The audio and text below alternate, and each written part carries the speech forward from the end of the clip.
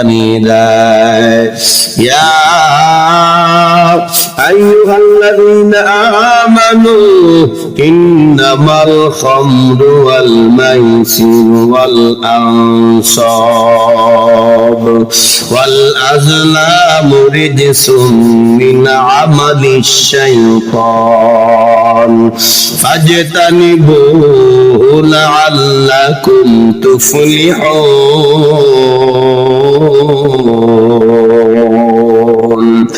আল্লাহ রাব্বুল আলামিন বলে, হে ঈমানদারগণ, ইন্নামাল খামরু ওয়াল মাইসির, নিশ্চয়ই মদ, নিশ্চয়ই জুয়া, নিশ্চয়ই আনসাব প্রতিমা, ওয়াল আগলাব ভাগ্য নির্ধারক, তীর বা লটারি, এইগুলো রিজিসুম মিন আমালিশ শাইতান, শয়তানের মন্দ কাজ, অপবিত্র কাজ। ফাজতানিবুহু, তোমরা এর থেকে বিরত থাকো। লাআল্লাকুম তুফলিহুন, তাহলে অবশ্যই তোমরা হয়ে যাবে সফল কাম, কল্যাণকামিতা অর্জন করতে পারবে। সামনের আয়াতে রব্বুল আলামিন আরো বিস্তারিত বলেন, এইগুলো থেকে কেন বিরত রাখবা, যেহেতু এগুলো শয়তানের কাজ। ইন্নামাশ শাইতানু ইউরিদু আইয়ুকিআ বাইনাকুমুল আদাওয়াতা ওয়াল বাগদা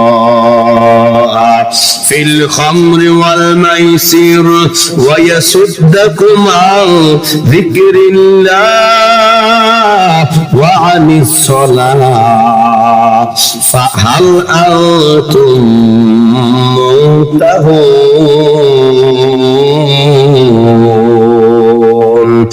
আল্লাহ রাব্বুল আলামিন বলে, মদ আর জুয়া, প্রতিমা এবং ভাগ্য নির্ধারক তীর, এইগুলোর মাধ্যমে শয়তান বাইনাকুম, তোমাদের মাঝে আদাওয়াতা মানে ঝগড়া বিবাদ লাগাইয়াই রাখে। এই জন্য দেখবেন যারা মদ খায়, যারা নেশা করে, মাথায় কি করে না, কাজ করে না, কি কয় আর কি করে আল্লাহই ভালো জানে। এই মদ খাওয়ার পরে যেহেতু সাহাবায়ে কেরামদের সময় তাদের মাথার সেন্স আউলিয়ে যাইতো, এই জন্য আল্লাহ রাব্বুল আলামিন সরাসরি হারাম করে দিয়েছে। তো আমাদের সমাজে যারা মদ খায়, নেশা করে, নেশা কি কয়, নেশা হলো কোন জিনিস পান করার পরে মানুষের বুদ্ধি যখন লোপ পায়, মানুষের বিবেক যখন লোপ পায়, মানুষ যখন জ্ঞান হারা হয়ে যায়, মানুষের আচরণ স্বাভাবিক থাকে না, আচরণটা প্রশ্নবিদ্ধ হয়, সেটাই নেশা হয়, সেটাই হলো হারাম।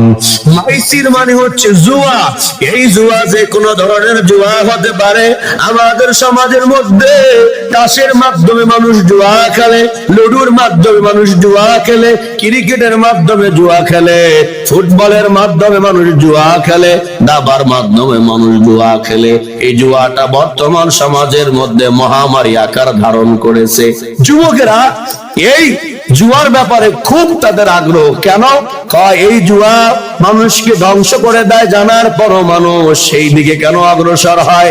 ক্রিকেট খেলা হয়, সেখানে আন্দাজে বাজি ধরা হয়, এই ওভারে 6টা 4 হবে কথার কথা, অথবা এই ম্যাচটা অমুক দল জিতবে, জিতলে আমি তোমাকে, জিতলে তুমি আমাকে এই কয় টাকা দিবে, না জিতলে আমি তোমাকে এই কয় টাকা দেব। জুয়া হারাম। দুই দলের মধ্যে যে কোনো খেলাধুলা হয়, খেলাধুলার মাধ্যমে যখন জয় পরাজয় নির্ধারণ হওয়ার পর খাওয়ার প্রচলন হয়, সেটা জুয়া। এরকম করে করে আমাদের সমাজে জুয়ার কোনো অভাব নাই। এলাকার বিভিন্ন দেখবেন পথে ঘাটে, রাস্তাঘাটে, দোকানপাটে এখন বসে বসে মোবাইলের মাধ্যমে লুডুতেও জুয়া খেলে। মোবাইলে লুডু আছে, লুডুর মধ্যেও জুয়া খেলে। হারাম, সম্পূর্ণ হারাম। এই যে জুয়াগুলো সমাজের মধ্যে এমন কায়দা মহামারী ধারণ করেছে, আপনার আমার জানা নাই। ওই তো এই জুয়ার পাল্লায় পরে আমাদের পরিচিতর মধ্যে এক ভাই ছিল, মাথায় টুপিও আছে, গায়ে লম্বা জামাও আছে, দিনদারিতাও তার মধ্যে ছিল। জুয়ার পাল্লায় পড়েছে, জুয়ার পাল্লায় পরে একাধারে 70 লক্ষ টাকা, 70 লক্ষ টাকা ঋণী হয়ে গেছে। ডানে বামে সব অন্ধকার দেখে ঋণ আনছে, সুদে টাকা এনে জুয়ার মধ্যে দিয়েছে। 5 টাকা পেয়েছে, আবার লোভে পড়ে ধরেছে ইন্টারনেটে কেমনে কেমনে জানি জুয়া খেলে 5 টাকা পেয়েছে, আবার 10 টাকা চলে গেছে। আবার পরবর্তীতে কথার কথা 15 টাকা পেয়েছে, এবার একেবারে 200 টাকা চলে গেছে। এরকম করে করে করে করে প্রায় 70 লক্ষ টাকার উপরে ঋণ হয়ে গেছে। এইটা দেওয়ার সাধ্য তার কোনোদিনও নাই। এখন পালায়ন করে বিদেশ চলে গেছে। আল্লাহ পাক রব্বুল আলামিন বলেন, এই জুয়া তোমাদের জন্য হারাম, এইগুলো থেকে বিরত থাকো। তাহলে 1 নম্বরে পাইলাম মদ, 2 নম্বরে জুয়া, 3 নম্বরে প্রতিমা, মানে যাকে পূজা করা হয়। আজকে আমাদের সমাজের মধ্যে মানুষগুলা একেবারে ধর্ম নিরপেক্ষতার দোহাই দিয়া নিজের ধর্মকে বিসর্জন করে যে করুক, যারা করুক, যেই ব্যক্তি করুক, যেই দল করুক, জায়েজ নাই, জায়েজ নাই। আল্লাহ বলেন, ইন্না শিরকা লা যুলমুন আযীম, নিশ্চয়ই শিরক হইল মহা বড় গুনাহ। এরপরও যারা শিরক প্রীতি হয় তারা আল্লাহর দরবারে জবাব দেয়া লাগবে। আল্লাহ বলেন, এগুলো শয়তানের কাজ, এর থেকে বিরত থাকো। ওয়াল আজলাম, ভাগ্য নির্ধারক তীর, মানে লটারি। লটারি আছে না সমাজের মধ্যে? হাত দেখায়, দেখেন তো আমার হাতটা, হাত দেখে কয় তোমার এই কয়টা বিয়ে হইব, তুমি এই কয় লক্ষ টাকার মালিক হইবা, তোমার এই এই সমস্যা আছে, এই কয়টা বিপদ হইতে পারে, অমুক জায়গায় যাইবা না, 3 রাস্তার মোড়ে যাইবা না, পানিতে নামলে প্রস্রাবে ধরে, পানিতে নামলে প্রস্রাবে ধরে, একা একা হেঁটে যা মনে হয় তোমার পিছনে কে যেন হাঁটতেছে। এগুলো যা বলছে সব কমন রোগ কার না আছে। এই ভুয়াবাজি কইরা আপনি তাকে হাত দেখাইয়া আপনি তারে হাত দেখাইলেন, হাতের উপরে আপনি নির্ভর করলেন। আরে নারে বাবা না, ভালো মন্দ হওয়ার দেওয়ার মালিক একমাত্র আল্লাহ, বিপদ দেওয়ার মালিক আল্লাহ, বিপদ নেওয়ার মালিক আল্লাহ। সব কিছু আল্লাহর পক্ষ থেকে হয়।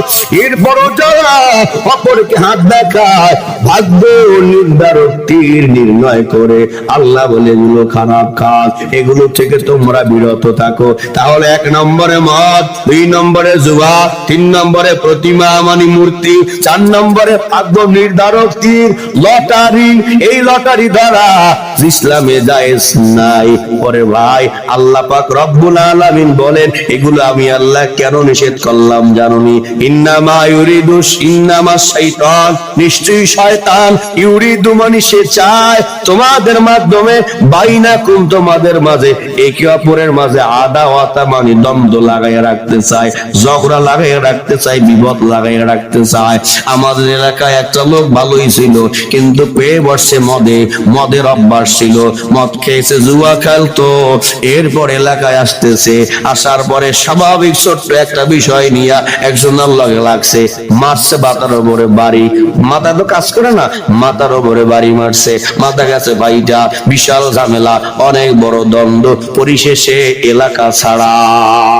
আল্লাহ কয়, এই যে জুয়ার মাধ্যমে, মদের মাধ্যমে, ভাগ্য নির্ধারক তীরের মাধ্যমে শয়তান তোমাদের মাঝে ঝগড়া বিবাদ লাগাইয়া রাখবে, বাঘবা বিঘ্নের সৃষ্টি করবে। কয় কেমনে?